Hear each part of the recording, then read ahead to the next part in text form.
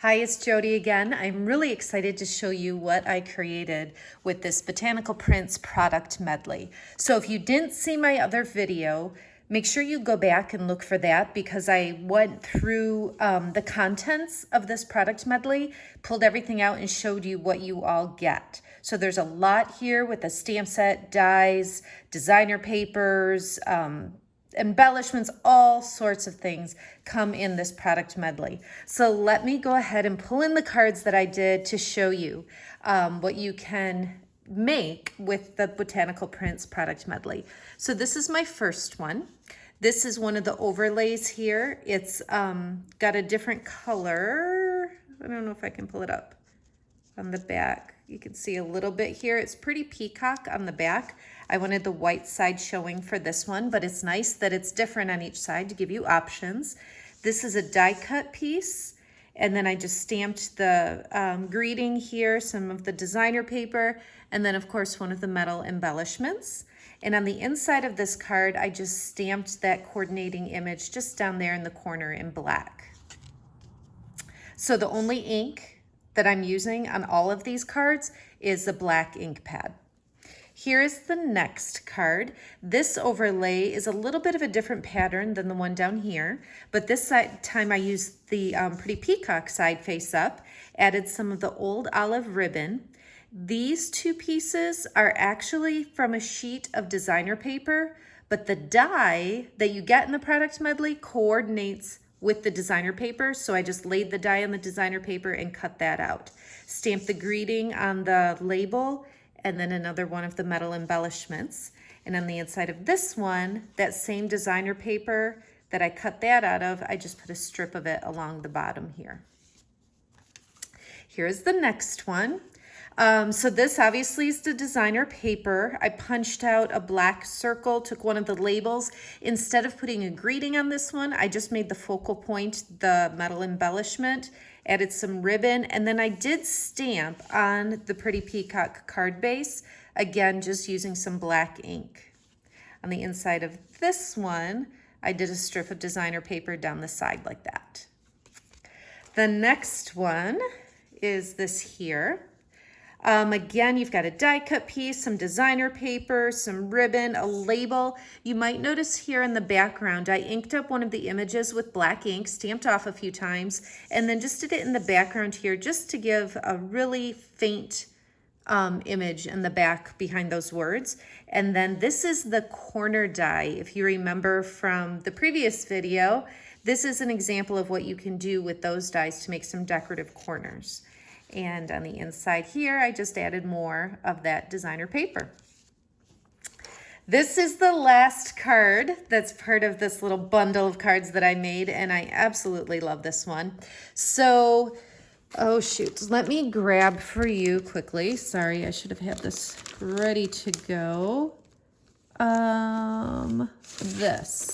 This is the designer paper that I made into this. So you can color this black and white to make it something vibrant like this background. Isn't that cool? Because you can use whatever colors you want and just make it pop right out. So I did that on here. I colored, added some designer paper there that's striped. This is another one of the dies, the leaves here, the label, added that terracotta tile circle just to give it a little bit of a pop, and then the metal embellishment, and then on the inside, some more designer paper. This is actually a stamped image that I colored and then cut out with the die to add there. So I want to tell you a little bit more about how I did this coloring process. So let me pull some things in here for you. So I'll set that aside. So again, this is the designer paper. You know, it's got the color on the one side, and then this is the pattern on the back. So what I did is I took one of these and I divided it into 4 parts. So each of these is a 3x3 square. And I just wanted to tell you how I colored them. You can see it's a little bit of a different look from square to square. So for this square right here, I took our ink pads. So I've got Old Olive, Terracotta Tile, crushed curry, and seaside spray. So let me set them like that so you can see. So those are the 4 colors. And what I do is I just squeeze the lid and then I get ink like this, make this little mess here. And then for this square, I picked up the ink with an aqua painter and did the coloring. Okay, so pick it up with an aqua painter and do the coloring. That's how I did this square right here. This one you'll notice is very similar. I did the same thing where I squeezed the ink pad, but this time I colored with a blender pen. And so if you're not familiar, an aqua painter is more like a brush. There's actually water in this barrel, and so it's got a different tip, whereas a blender pen is a little more of a fine tip, like a marker maybe would be. And so you can see the aqua painter gives you a little more of a washed out look, a little more of a watercolor look.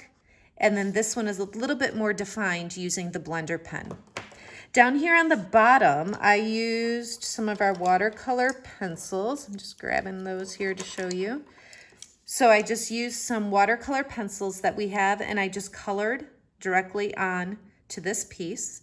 And then this is the markers. So same 4 colors, but our Stampin' Write markers. So you can see definitely a different feel. The markers definitely give you the most vibrant look, but you know, you might already have these ink pads and can just use the aqua painter or blender pen, or maybe you like the look of watercolor and want to, the watercolor pencils, and want to be able to do that too. The one thing I did want to show you quickly is that you can take this section here that's done with the watercolor pencils, and you can use either an aqua painter or a blender pen and color that in and blend it just a little bit. So I just wanted to do a little bit of that for you, just so you can see how that changes the look. So if I do just a couple of these leaves, probably should have set some scrap paper down. A couple of these leaves over here with an aqua painter, you just, or excuse me, a blender pen and aqua painter, you just swipe until it's clean, and then you can switch colors and keep going with your blending. I'll just do one of these just so you can see the difference. I think you can tell like the difference between these two, or if you compared this leaf and this leaf, the aqua painter, oh my goodness, blender pen just blends that color together and doesn't leave like the individual marks of the pencil. Like you can see more where this blends it all together. So those are just a few coloring options that you have. But really, once you purchase that product Medley, you can make these cards with just black ink and then whatever you choose to color in here. Now I do have that terracotta tile circle, but let's say you don't have terracotta tile and you wanted to use a pink or a red or any other shade that you might have, you can do that. You can just leave off that terracotta tile circle or replace it with a color that coordinates with the colors that you've chosen. So being that that paper starts off like this, it gives you so much flexibility because you can color it whatever you want to with whatever you might already have. Of course, if you want the markers or ink pads or watercolor pencils, you can certainly add those to your order as well. But this is what I decided to come up with that Botanical Prints product Medley. It was super fun to work with. I love the look of these cards. I love the color combination. So thanks so much for watching.